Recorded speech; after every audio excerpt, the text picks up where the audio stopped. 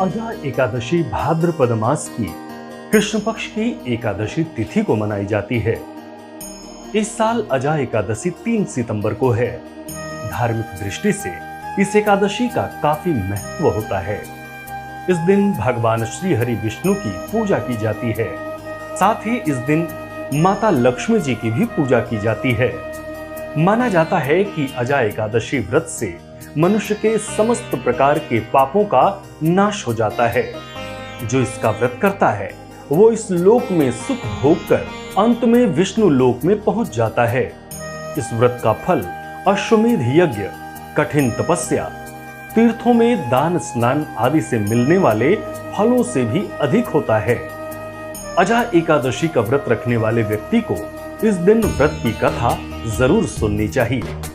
आइए प्रेम सहित श्रवण करते हैं अजा एकादशी व्रत कथा।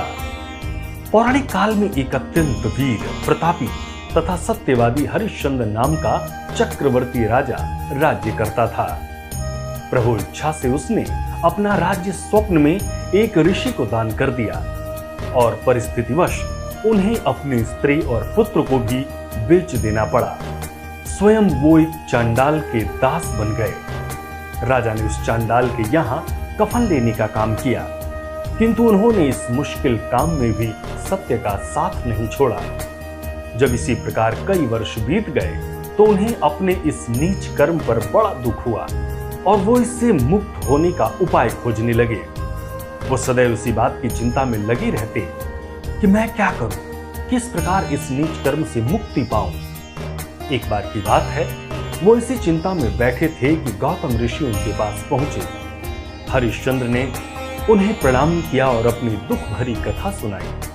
राजा हरिश्चंद्र की दुख भरी कहानी सुनकर महर्षि गौतम भी अत्यंत दुखी हुए और उन्होंने राजा से कहा, हे राजन, भादो के कृष्ण पक्ष की एकादशी का नाम अजा है। तुम उस एकादशी का विधि पूर्वक व्रत करो तथा रात्रि को जागरण करो, इससे तुम्हारे सभी पाप नष्ट हो जाएंगे। महर्षि गौतम इतना कहकर चले गए। अजा नाम की एकादशी आने पर राजा हरिश्चंद्र ने महर्षि के कहे अनुसार विधान पूर्वक उपवास तथा रात्रि जागरण किया। इस व्रत के प्रभाव से राजा के सभी पाप नष्ट हो गए। उस समय स्वर्ग में नगाड़े बजने लगे तथा पुष्पों की वर्षा होने लगी। उन्होंने अपने सामने ब्रह्मा, विष्णु, महेश तथा देवेंद्र आदि देवताओं को खड़ा पाया एवं अपने मृतक पुत्र को जीवित तथा अपनी पत्नी को राजसी वस्त्र तथा आभूषणों से परिपूर्ण देखा।